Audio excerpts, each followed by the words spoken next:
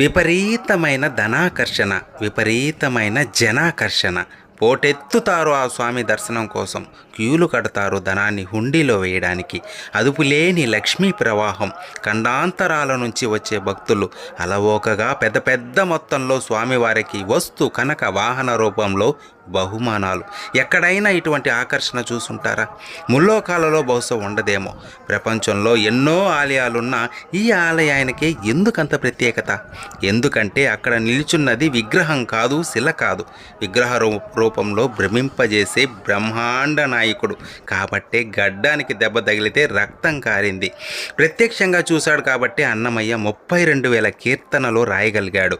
నమ్మాడు కాబట్టే శ్రీకృష్ణదేవరాయలు వెలకెట్టలేని స్వర్ణాభరణాలు సమర్పించాడు. ఏనుగు రూపంలో వచ్చి హతీరామ్ని కాపాడింది ఆయనే. పిల్లవాడి రూపంలో అనంతాల్వార్ని ఆట పట్టించింది కూడా ఆయనే.